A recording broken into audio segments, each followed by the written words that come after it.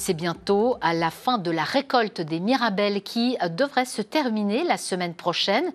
Au total, les professionnels estiment qu'ils auront ramassé entre 4 000 et 4 500 tonnes. Pour eux, c'est d'ailleurs une bonne saison malgré une canicule qui a un peu contrarié les opérations de cueillette. Reportage d'Emmanuel Boire et Didier Bert. Les Lorrains les mangent dans leur jardin. Mais pour ceux qui vivent loin des mirabelliers, les producteurs de la région sont mobilisés depuis le 1er août. Voilà des arbres qui ne sont pas encore récoltés. Les derniers de la saison? Oui, les derniers, c'est un pied-mère qui est très tardif, donc on devrait récolter ça dans une dizaine de jours.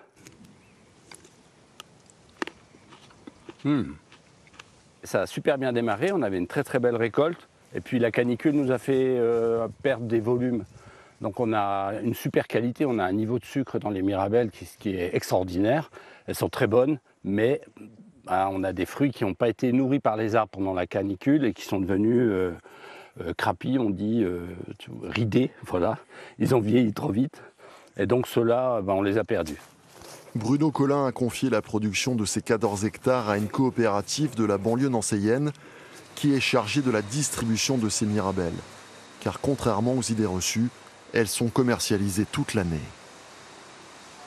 Aujourd'hui, il n'y a qu'un tiers des produits qui sont récoltés en mirabelle ou même en quetch qui vont être commercialisés en fruits frais. Donc on va avoir des premiers outils de transformation sur le même site pour faire de la surgélation, de la purée de fruits aseptiques qui vont nous permettre de commercialiser toute l'année nos produits et donc être capable à nos clients, qui sont les pâtissiers, les confituriers, d'accéder à la mirabelle toute l'année. Ça rassure aussi, j'imagine, les producteurs, non?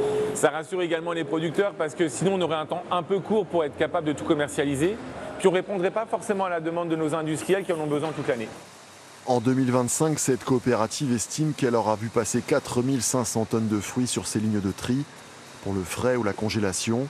Les dernières mirabelles à croquer seront commercialisées jusqu'au 15 septembre. Mais attention, c'est souvent en fin de récolte que les prix au détail sont les plus élevés.